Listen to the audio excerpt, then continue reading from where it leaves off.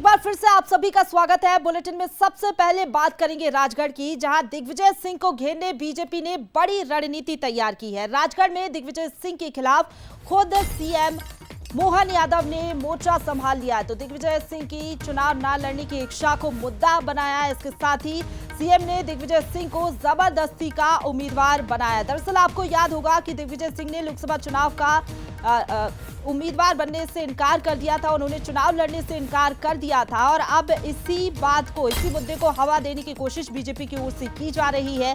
CM ने दिग्विजय सिंह को जबरदस्ती का उम्मीदवार बताया और कहा कि ये जबरदस्त वर्सेस जबरदस्ती की लड़ाई है। बंटाधार की छवि को फिर से हवा देने की कोशिश बीजेपी कर रही है और ये पहली दफा नहीं है जब बंटाधार की छवि को फिर से उछालने की कोशिश बीजेपी ने की हो। इसके पहले भी कई दफा हमने देखा है कि बंटाधार की छवि जो कि दिग्विजय सिंह की रही है, इसको बार बार उछालने की कोशिश बीजेपी की तरफ से रही है। इस बार के चुनाव में भी यही मुद्दे फिर से देखने को मिल रहे हैं।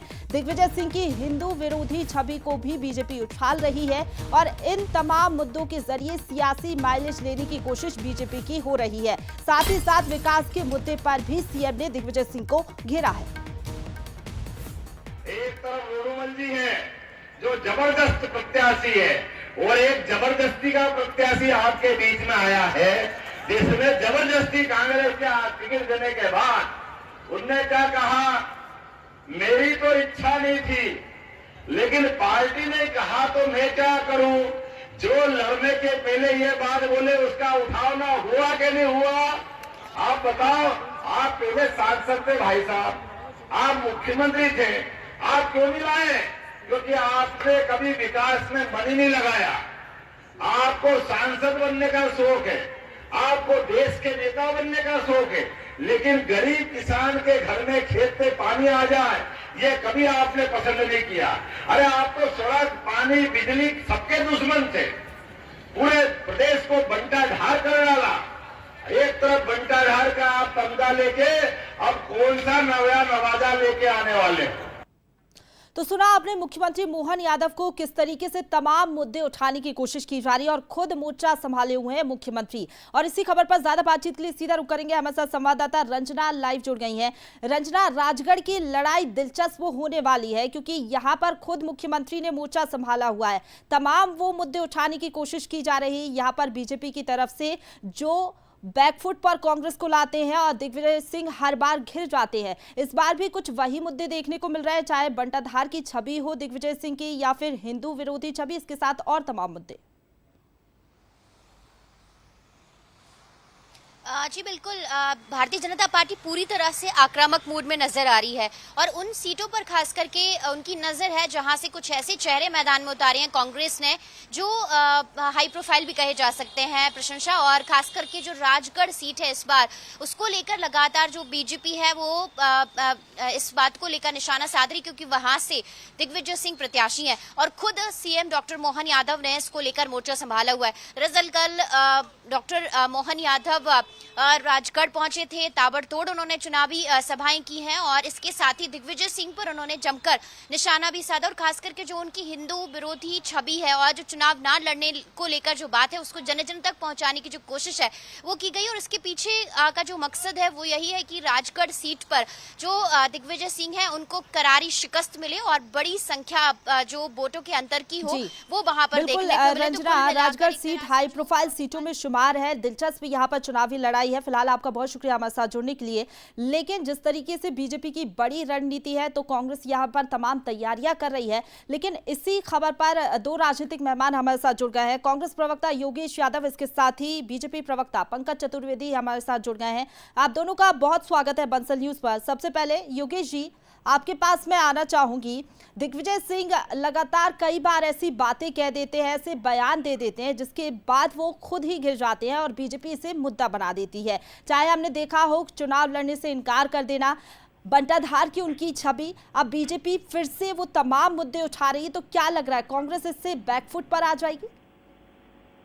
देखिए, दिग्विजय सिंह जी जब भी कोई बात कहते हैं तो उनकी बात में बिल्कुल एक स्पष्ट साफगोई होती है। वो स्पष्टता के आधार पर बात कहते हैं। वो डिप्लोमेसी नहीं रखते कि मन के अंदर कुछ और जबान पर कुछ। उनके हर बयान या उसको आप यदि गहन अध्ययन करेंगे तो उसमें एक अर्थ निहित होता है और भारतीय जनता पार्टी की तरफ से ये क्रिएट किया जाता है। ये क्रिएशन है भारतीय जनता पार्टी का।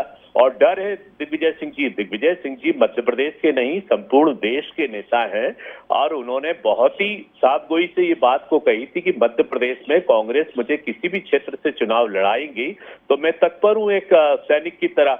अब ये बात तो नहीं कि अब माननीय मुख्यमंत्री जी कहते हैं कि उनको जबरदस्ती लड़ाया गया। अरे भाई, जबरदस्ती तो आप लोग डर रहे हैं उनसे, फोबिया है। आप उन्हीं के क्षेत्र में जाकर काम कर रहे हैं। ये उनका विशाल कद है और ये जिस व्यक्ति का ऑरा बहुत बड़ा होता है उसके कारण सब भारतीय जनता पार्टी के नेताओं को फोबिया रहता है, डर रहता है। ठीक है, पंकज जी से भी जवाब ले लेते हैं। पंकज जी, क्या किसी तरीके का फोबिया है?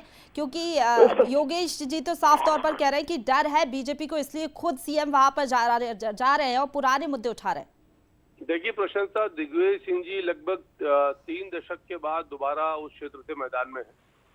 पिछली बार वो भोपाल से लोकसभा चुनाव लड़े थे और 5.5-6 लाख से अधिक मतों से चुनाव हारे थे भोपाल से, जहां वो 10 साल तक मुख्यमंत्री थे इस मध्य प्रदेश के। और उससे ज्यादा बुरी स्थिति दिग्विजय सिंह जी की राजगढ़ में जनता जनार्दन करने वाली है। और मुख्यमंत्री ने ठीक कहा कि भाजपा के प्रत्याशी एक जबरदस्त प्रत्याशी और दिग्विजय सिंह जी जबरदस्ती प्रत्याशी बनाएगा। सबने सुना कि उनका स्पष्ट बयान था कि मैं चुनाव नहीं लड़ना चाहता। कमलनाथ जी चुनाव लड़ने भाग रहे थे, दिग्विजय सिंह चुनाव नहीं लड़ना चाहते, अजय सिंह चुनाव लड़ना नहीं चाहते।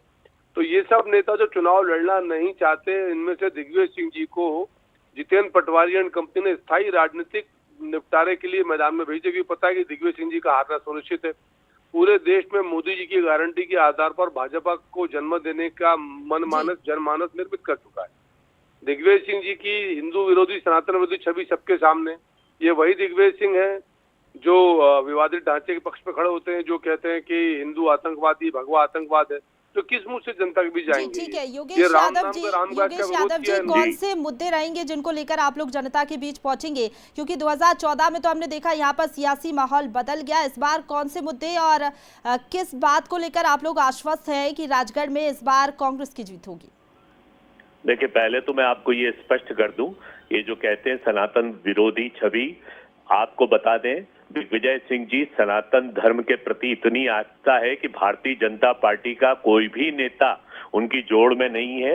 नर्मदा परिक्रमा करके उन्होंने जो आस्था और जो मार्ग प्रशस्त किया है वो भारतीय जनता पार्टी के लिए अनुकरणीय। भारतीय जनता पार्टी का एक नेता नर्मदा परिक्रमा करके बता दें उनके मुकाबले जो वो पूजा पाठ करते हैं। तो ये सनातन धर्म, ये विरोधी, ये एक छवि को अंकित करना, ये भारतीय जनता पार्टी की जिसको बोलते हैं ना कि एक तरीके से कल्पना रहती है और एक काल्पनिक आरोप रहता है। जहां तक हम पब्लिक के बीच में जाना है कि आखिरकार किसको वोट मिलता है, किसको नहीं, किसको आशीर्वाद देती है जनता। लेकिन यहाँ पर तमाम मुद्दे तो उछाले जा रहे हैं बीजेपी की तरफ से। इसका कितना फायदा बीजेपी को मिलता है और कांग्रेस को क्या नुकसान मिलता है, ये भी देखना होगा। फिलहाल आप दोनों राजनीतिक मेहमानों का बहुत शुक्रिया हमारे साथ जुड़ने के लिए और तमाम जानकारी के लिए। चलिए